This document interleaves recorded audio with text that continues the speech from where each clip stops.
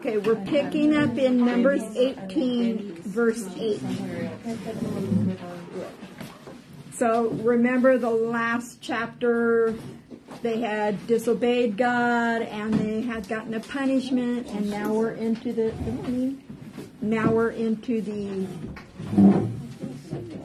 Moses telling them the rules again, the pattern.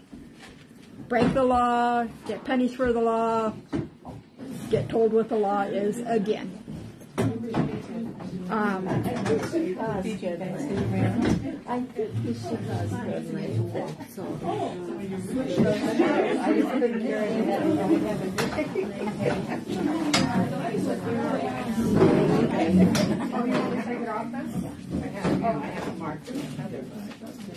wish we had curved desk. I'd still be right there. Okay, so I'm going to read the first one because it's a big chunk and I don't want to discuss it out. Verses 8 through 20. So remember, this is Moses telling them the law again. Not a lot of new things in this chapter. There are a few. So in verse 8 it says, "Then the Lord spoke to Aaron, 'Behold, I have given you charge of the contributions made to me.'" Notice who they're made to. "All the consecrated things of the people of Israel. I have given them to you as a portion, and to your sons as a perpetual due. This shall be yours of the most holy things, reserved from the fire, every offering of theirs, every grain offering of theirs, and every sin offering of theirs, and every guilt offering of theirs, which they render to me, shall be most holy to you and to your sons. In a most holy place shall you eat it. Every male may eat it. It is holy to you. This also is yours, the contribution of their gift, all the wave offerings of the people of Israel. I have given them to you, and to your sons and daughters with you, as a perpetual due. Everyone who is clean in your house may eat it. All the best of the oil, and all the best of the wine, and of the grain, the first fruits of what they give to the Lord, I give to you. These first ripe fruits of all that is in their land, which they bring to the Lord, shall be yours. Everyone who is clean in your house may eat it. Every devoted thing in Israel shall be yours. Everything that opens the womb of all flesh, whether man or beast, whether they offer to the Lord, shall be yours. Nevertheless, the firstborn of man you shall redeem, and the firstborn of unclean animals you shall redeem. And the redemptive price, at a month old, you shall redeem them. You shall fix at 5 shekels in silver, according to the shekel of the sanctuary, which is 20 gerahs.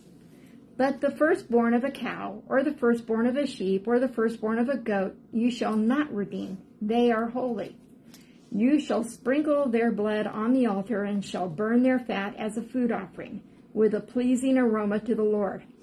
But their flesh shall be yours, as the breast that is waved, and as the right thigh are yours.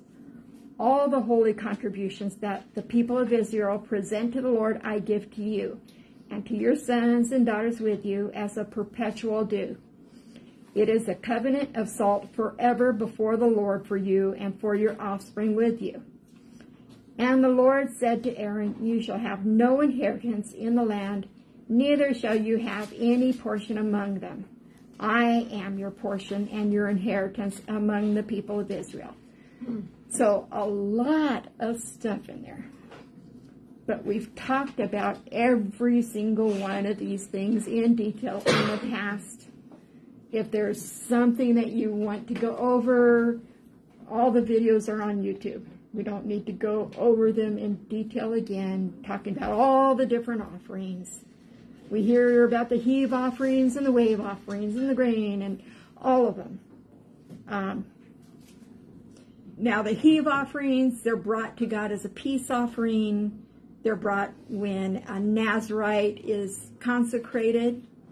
They're brought for Thanksgiving. The best part of the animal in the heave offering is brought, the breast or the thigh. How many of you are thigh people? How many are breast people? And that was heaved before the Lord. And heaving again means heave it up. Verse 9, it talks about most holy. But in Hebrew, it means most. However many most you want to throw in there. The ultimately most holy. What made it holy? Not the meat. It was that it was offered to God. Mm-hmm. And we hear about how the priests get some of this to eat. Some of it, only the priests, only the males get to eat. Poor women. But there's other things that the women get to eat too. And they can only eat it when they're clean. So if they're not clean, what are they eating? We don't know. Hopefully something. We hear about the grain and the sin and the trespass offerings. Those were gifts of oil, wine, grain, fresh fruit. And again, the priests get part of this. You need to have a balanced diet. Then we hear about the firstborn. It was either the firstborn animal was either sacrificed, and in some cases, some animals, it had to be sacrificed. We heard about a goat, a sheep, and I forgot what the other one was, but they had to be sacrificed. Any other firstborn animal could be redeemed. You could buy it back. You paid money to God. The Jews, yeah. But some of the sons and daughters could eat. Yeah, some there were some that anyone the piece from the family could eat, and others only the priest could eat. So they still practice this redemption thing today, practicing Jews. So when a child is 30 days old, the father sends for who they believe is a descendant of Aaron, who comes to watch, and the father brings a cup with several pieces of gold and silver inside. The priest then takes the baby into his arms and says to the mother, "Is this your son?" And the mother says, "Yep." Then the priest says, "Have you ever had any other children, male or female?" And the answer is presumably no. Then he turns to the father and says, "If you want to have this child, you must redeem it." Now, what do they do if the father says, "I don't want it"? They always say, "Yes, I will redeem it." And then the priest says, "The firstborn is mine.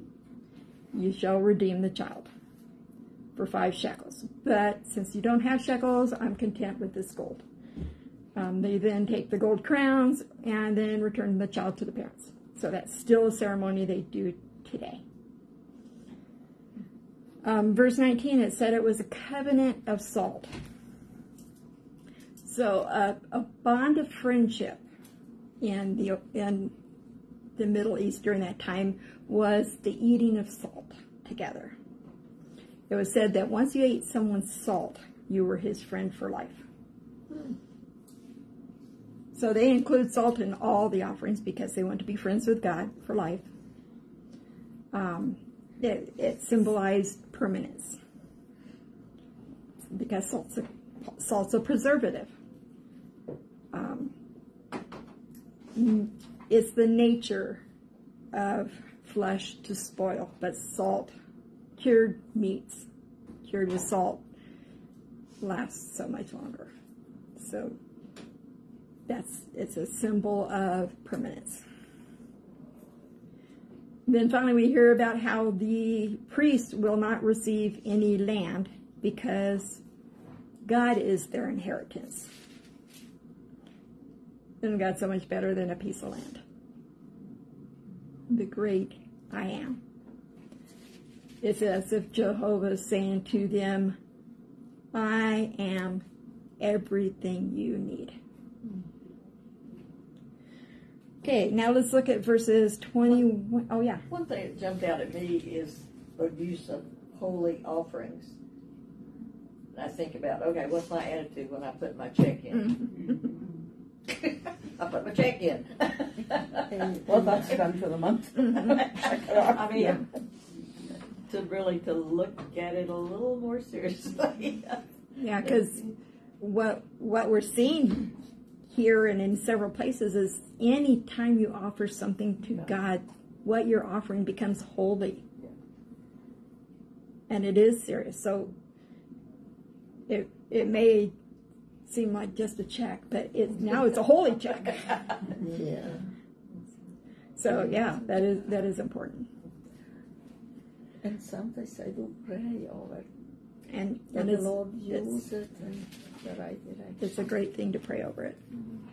And it's great that we have someone praying over the offerings before we give it. David used to laugh at one church we were at. So many of the deacons forgot to mention the offering when they were praying for the offering. They talked about everything else, but what about the offering? We're praying for the offering. So it's good to pray a prayer yourself. Okay, verses 21 through 24. Now we'll start with. And now talking about tithes. Behold, I have given the children of Levi all the tithes in Israel as an inheritance in return for the work which they perform, the work of the tabernacle of meeting. Hereafter the children of Israel shall not come near the tabernacle of meeting, lest they bear sin and die. But the Levites shall perform the work of the tabernacle of meeting, and they shall bear their iniquity.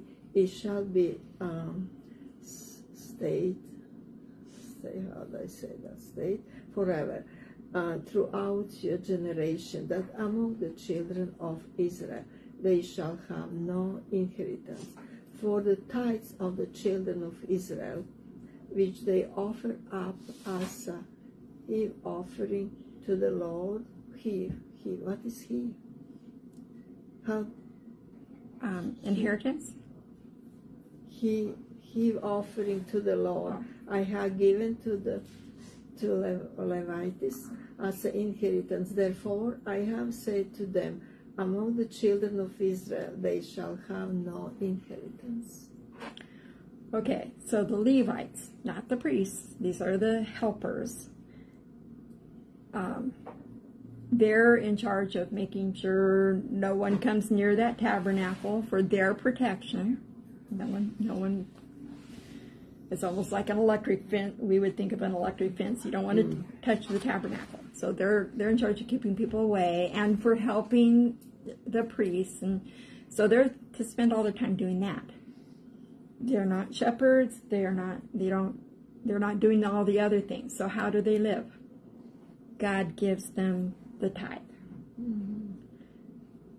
But remember, the offering is given to God, and God uses it as he wishes.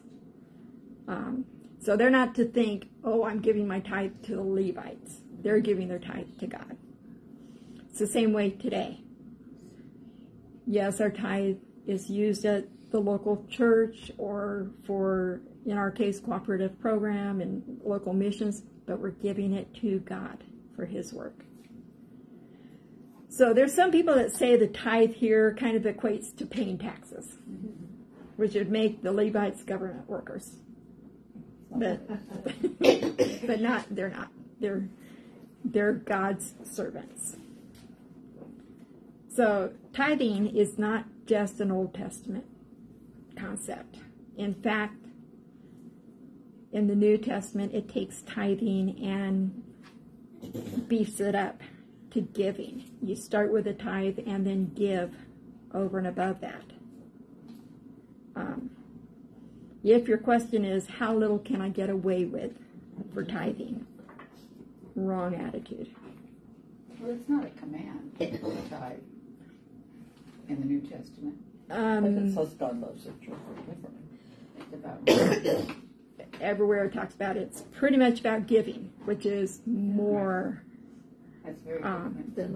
Than tithes. So Yeah. really, And it's not about an do you think amount. Jesus tithed? Pardon me? Do you think Jesus tithed?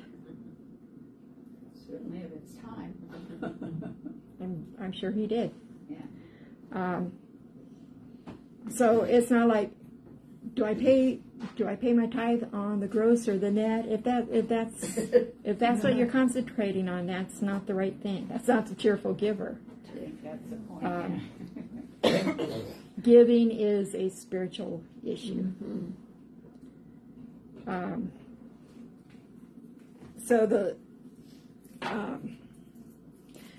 And this was potentially really generous support. They figured if every Levite family would have been supported by roughly 27 Israelite families. And that would have been really a lot. That they would have been wealthy if they did that. But as happens now, not everyone is great about paying their tithe.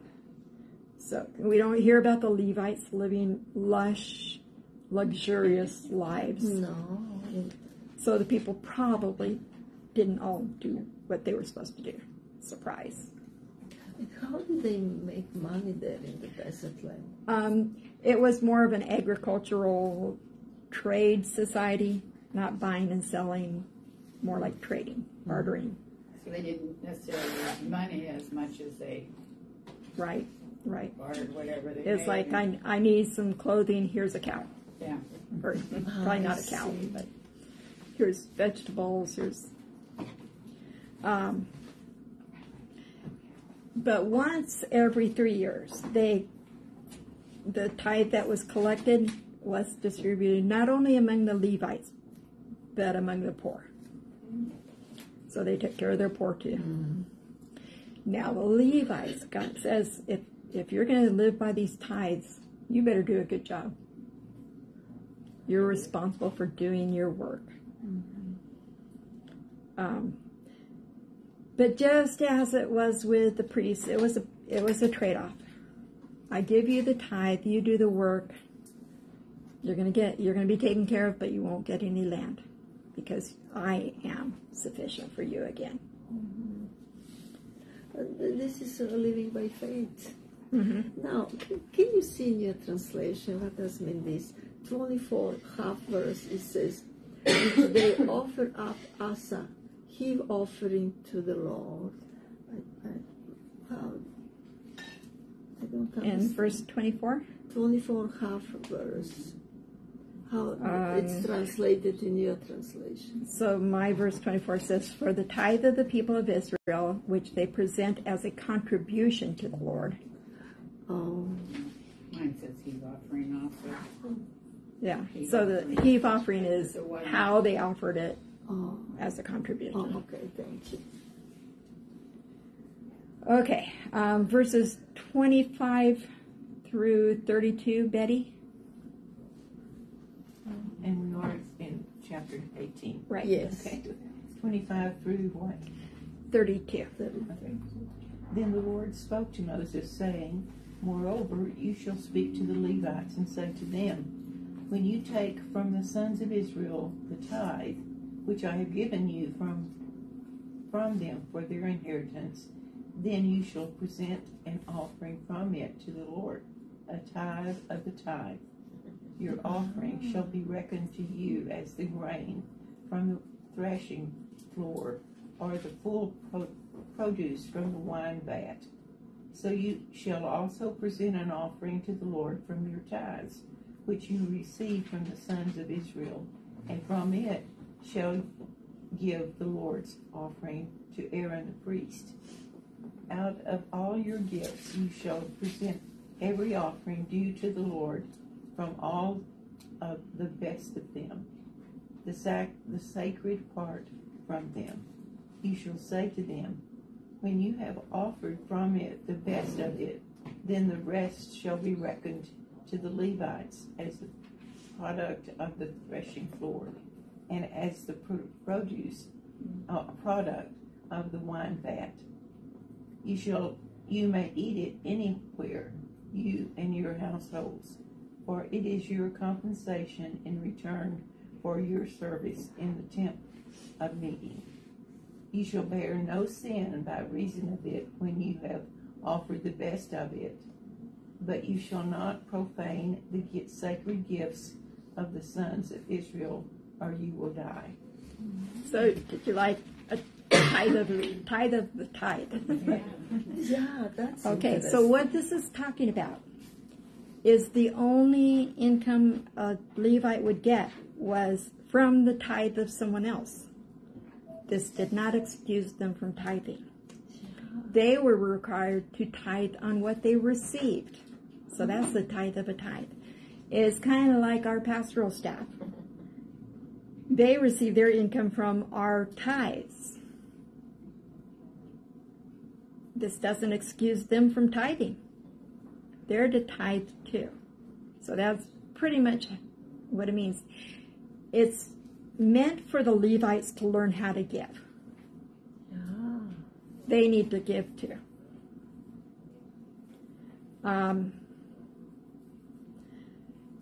Now, we don't hear about the priests tithing. Most the commentaries I read said that's because what was given to them was considered holy. So they were not to give it up. They were to keep it. God would teach them how to give in other ways, I guess. So verse 30, it talks about the threshing floor and wine press. Those are not things a Levite would do. He would not be pressing wine. It's talking about as if the tithing came from those activities, the same kind of thing. This chapter shows that the obligation of the Israelite was so much more than just a 10% tithe. They had to give the first fruits of their produce and the firstborn of their flocks and herds and a tithe. Those were not part of the tithe. So they were giving more than 10%. This translation says in verse 29, the best and holiest part of everything given to you. It sort of gives us Yeah. different perspective. Yeah, can you imagine if we lived in a society where it was you look at the best thing you have and you give it? That would be tough. And it's kind of a risky thing for them. So the firstborn of a cow, they had to give to God. Well, what if that cow never had any more babies? They gave it anyway. If they gave the best of their grain or their fruit, no guarantee a drought isn't going to happen. So it is kind of a risky thing, but that didn't stop them. Anybody remember that old hymn? Give of your best to the master. Maybe I ought to go back and sing that. Okay, so the next chapter is going to be all about dead bodies. Oh boy! Anyone guess why this chapter is here? purification says. Well, there's a lot of dead bodies around. They just finished with a lot of, how many was it? 14,000 dead bodies? There's no way to avoid a dead body. They were just everywhere. In fact, someone did a calculation. If the entire first generation was to die, there would be an average of 100 deaths a day.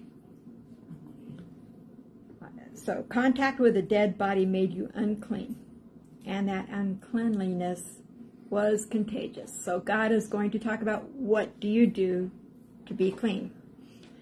So the normal procedure for cleansing in this case was either washing in water or waiting.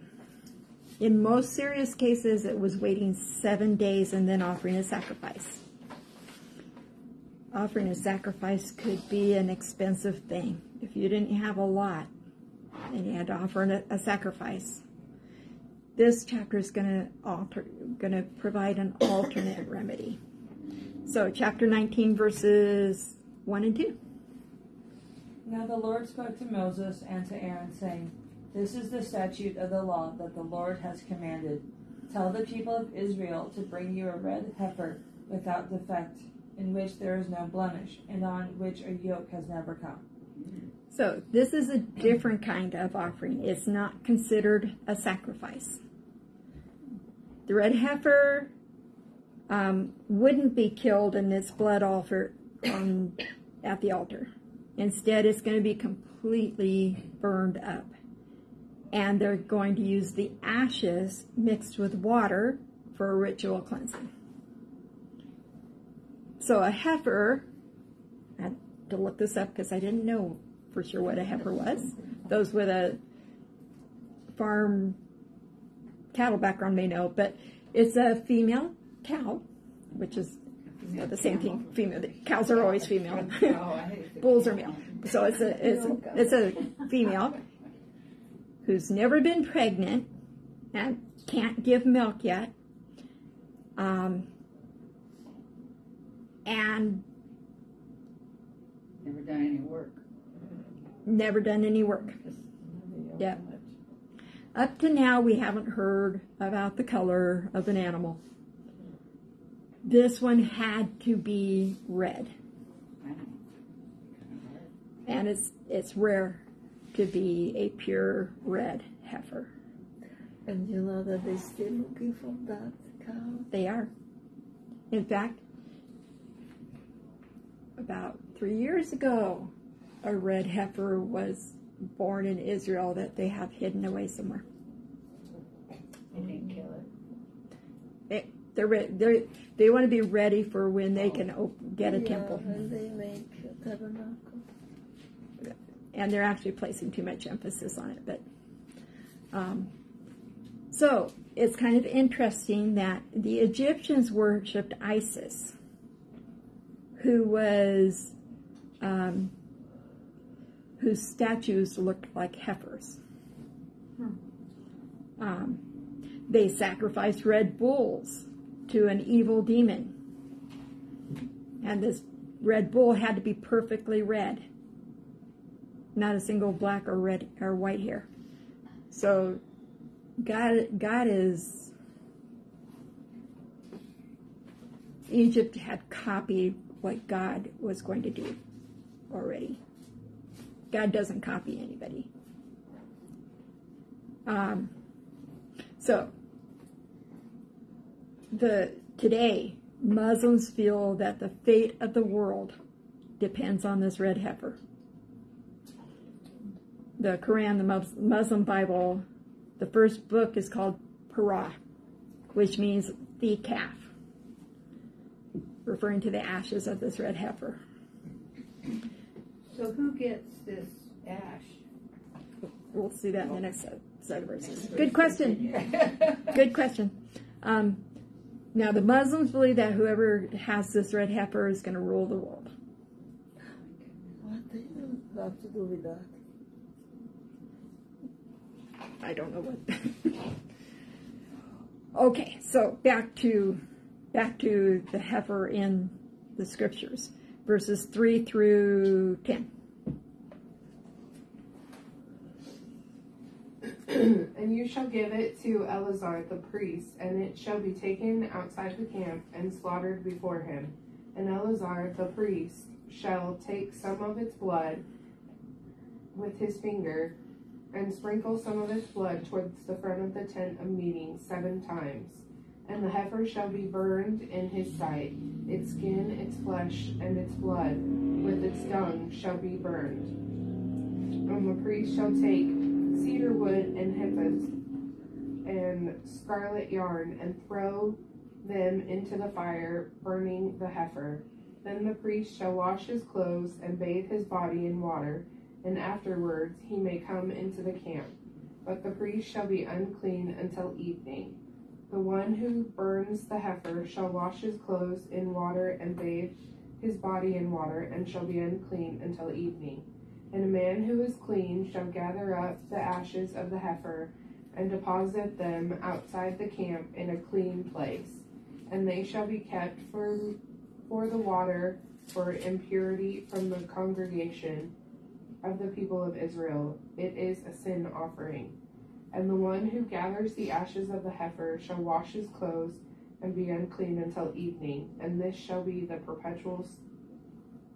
perpetual statute for the people of Israel, and for the stranger who sojourns among them. Okay, so this is still more about the preparations, still not quite what to do with them. And you notice it says slaughter. It doesn't say sacrifice. There is no sacrifice to this. And notice this animal is killed before Eleazar. Eleazar is not doing the killing here. He's there. Someone else did the killing. And it's Eleazar because Aaron is not allowed to be part of this. Now, once Eleazar becomes the high priest, the next one would come. So the high priest cannot be part of this. So most of the blood stayed in the body while it was being burned, but Eleazar took a very small amount and went and kind of flicked it 7 times toward the tabernacle. We don't get an explanation on why, what, assuming it's, giving to the Lord. So while the animal's burning, they had to add cedar wood, which that would make it smell so much better, and hyssop and scarlet. We saw those things back in Leviticus 14. They were used for the cleansing of a leper, and they each have significance. Cedar wood is resistant to disease and rot. That's why closets are lined with cedar. It's a symbol of quality and preciousness. Hyssop was a symbol of cleansing, and scarlet was the color of blood. It came from the dye of a crimson worm. Okay, so according to tradition, what they would do is the cedar wood would be cut into little logs, and then they'd bind it with the hyssop and then cover it with scarlet. And then they could take the blood and it would be almost like a brush.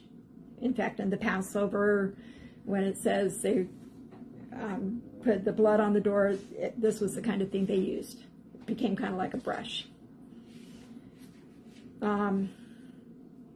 So this carcass of a heifer with the cedar and all this, it would produce ash.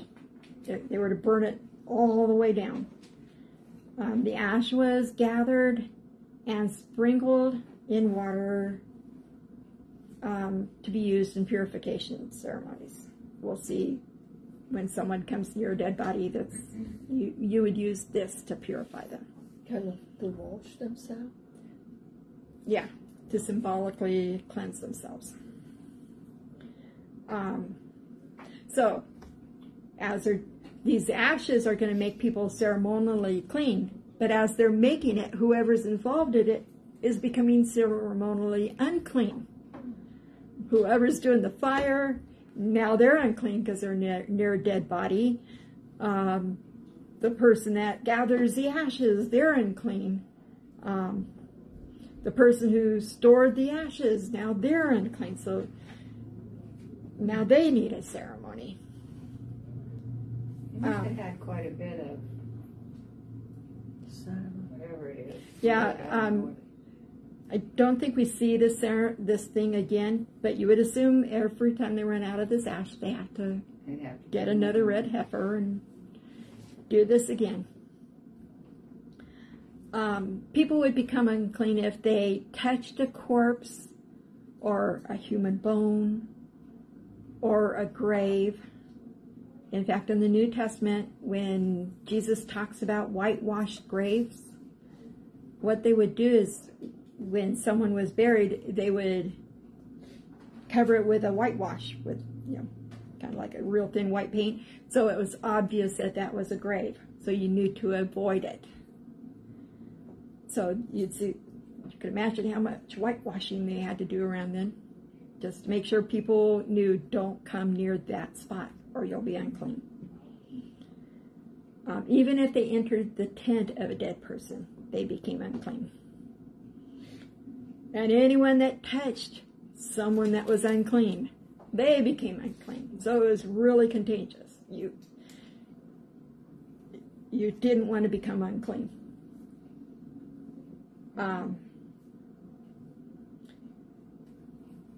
So instead of having to wait 7 days or provide a sacrifice, God provided this where you could be cleansed with this ceremonially clean water. A lot easier for everyone, well, except the red heifer, but a lot easier. So this is all kind of related to Jesus. Yeah. Red. The Hebrew root for the word red in Hebrew is Adam. Jesus is called the second Adam. This heifer had to be slaughtered outside the camp. Jesus was killed outside of Jerusalem. This heifer had to be perfect without spot. Jesus was perfect. This heifer had to never have been under a yoke. Jesus was never under the yoke of sin. So this heifer is pointing to Jesus and the future sacrifice. So this was a better way to do things until the work of Jesus Christ.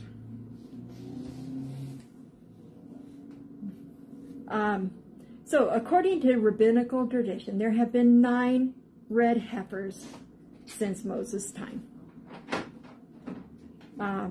Since the destruction of Herod's temple in 70 AD, to where there was no more temple and hasn't been since there have been no red heifers sacrificed.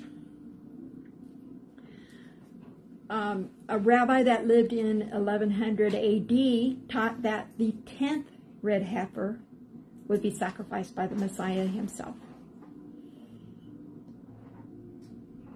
And as we talked about, there's a group planning to set up the temple as soon as they can. And they either have a red heifer or they're looking for a red heifer to be ready for that. Now, why they are insisting they have to have a red heifer? It's funny if they don't think that God could just use a red heifer if I'm ready to...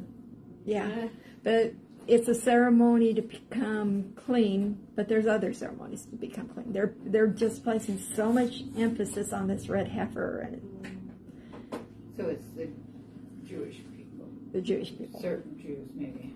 Yeah, Yeah, Orthodox. yeah.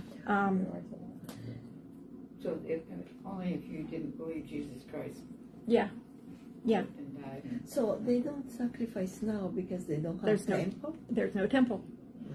They believe they have to have the temple to sacrifice, which is true. And I They're supposed to have heard that everything is ready for temple. Reports are that they have everything built to go in the temple the second they can get the Temple Mount. So And now the reason that they can because of Muslims? Or?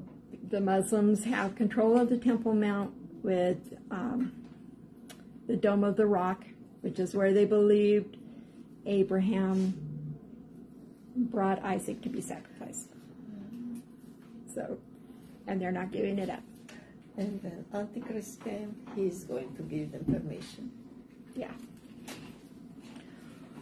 Okay, verses 11 through 13. More about dead bodies. He who touches the dead body of anyone shall be unclean 7 days.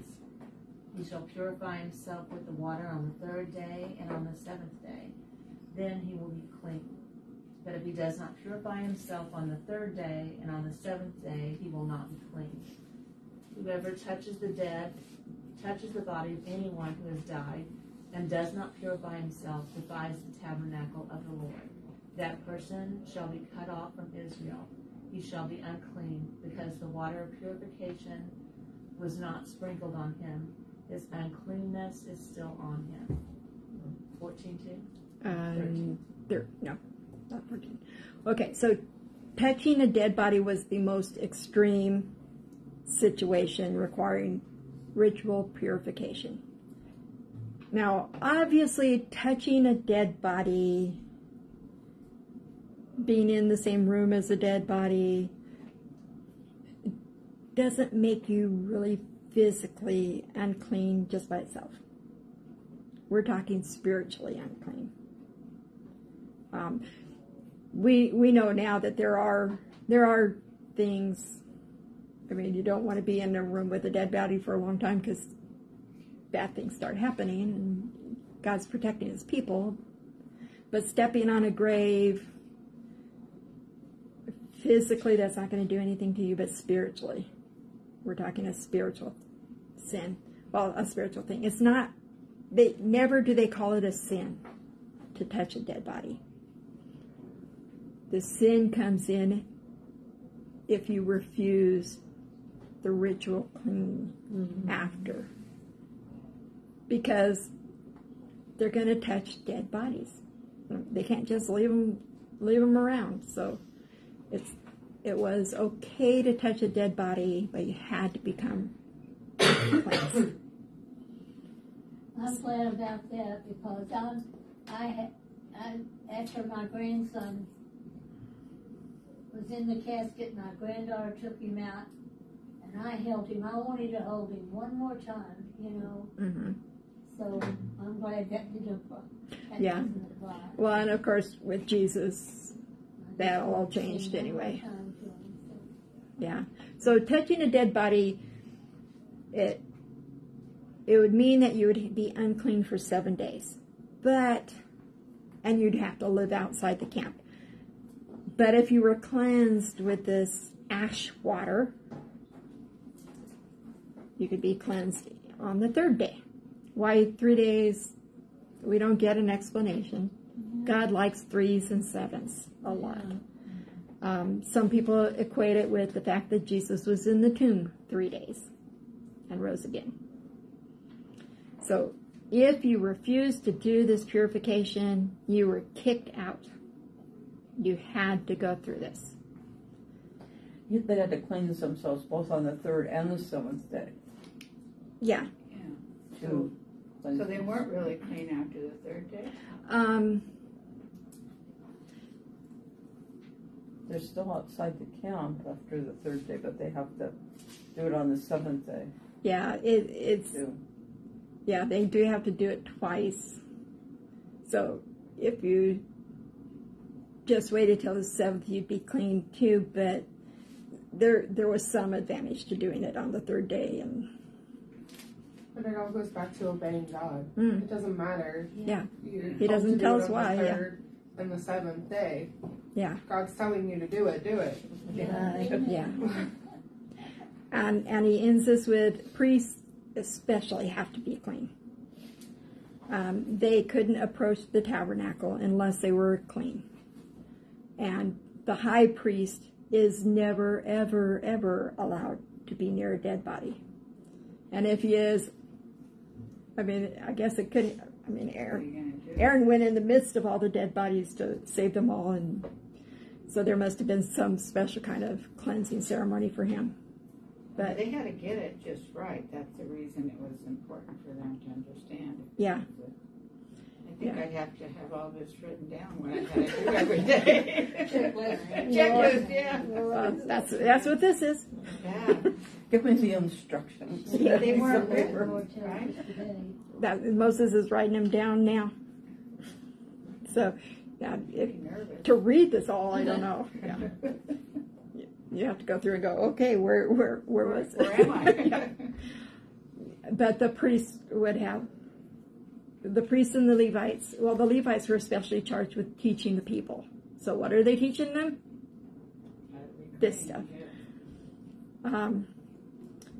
Now let's see what happens when a person dies in a tent, verses 14 through 16. This is the law when someone dies in a tent. Everyone who comes into the tent and everyone who is in the tent shall be unclean 7 days. And every open vessel that has no cover fastened on it is unclean. Whoever in the open field touches someone who was killed with a sword, or who died naturally, or touches a human bone or a grave, shall be unclean for 7 days. 17. Yep, gets there. Okay. So, death in an enclosed area. If you were in a tent and your relative died, you were unclean. Any container that was open was also unclean.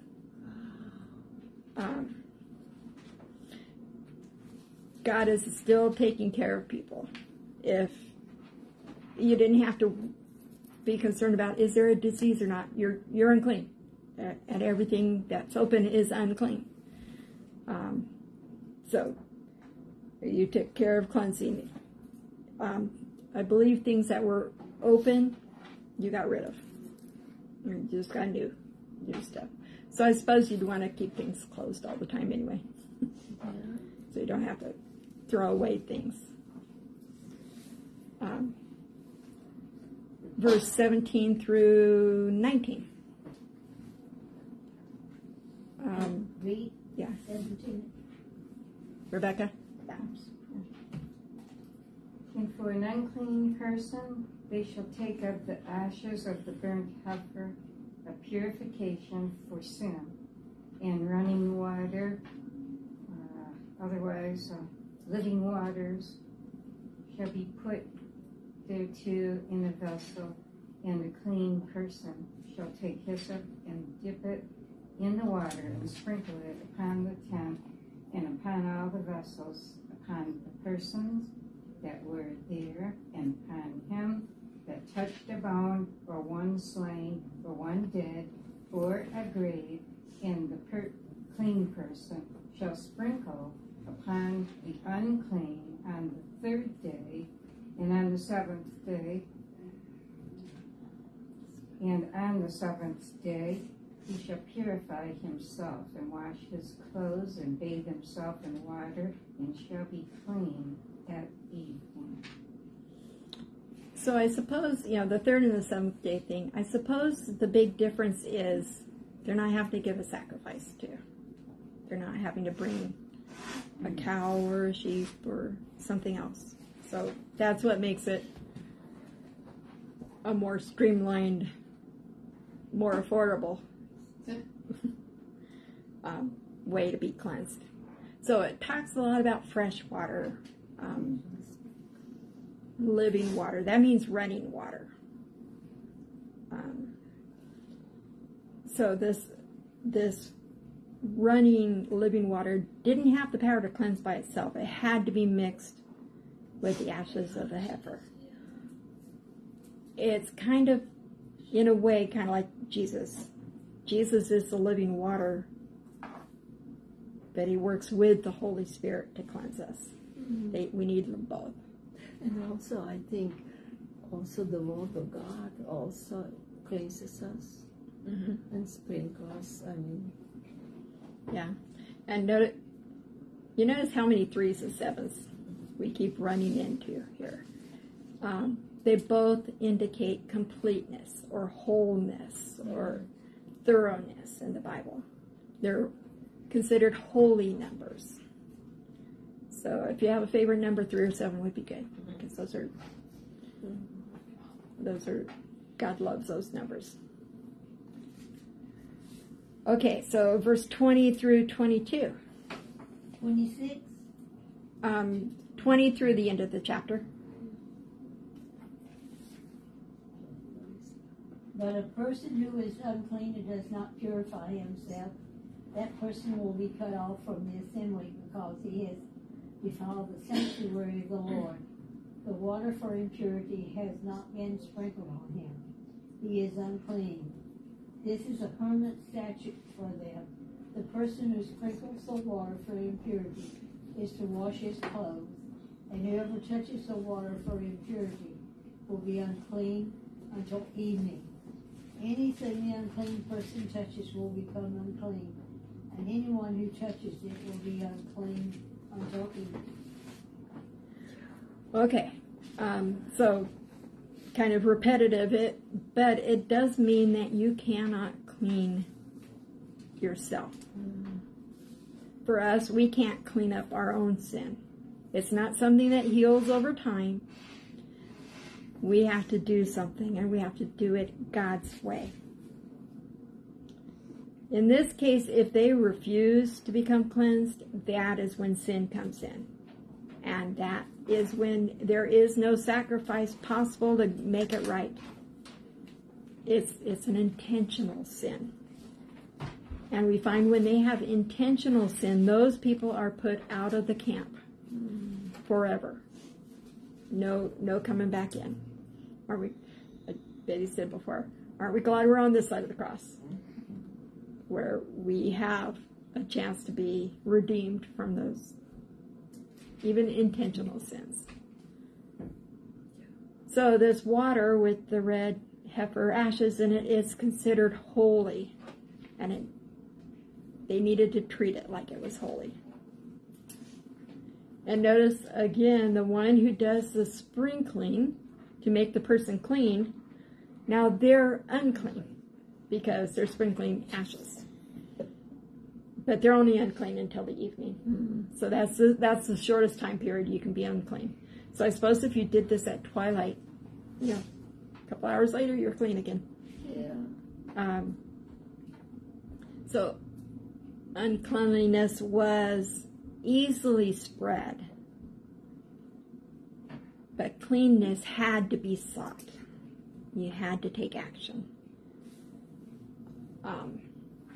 And it is the individual's responsibility, just as it's our responsibility to come to Christ. No one can do it for us, but it's something that matters to the whole community. And again, it is so important to them not to defile themselves with dead bodies that they took extra action to avoid it, like the whitewashed graves. And we see the whitewashed graves in Matthew 23 and in Luke 11. It's something that they kept doing. I think we're going to cut it short and start at the beginning of a chapter next week. Can I read Hebrews 10, 14, Yes, you 13, can. 14? Of course. Has a whole new meaning for us. The blood of goats and bulls and the ashes of a heifer sprinkled on those who are ceremonially unclean sanctify them so that they are outwardly clean.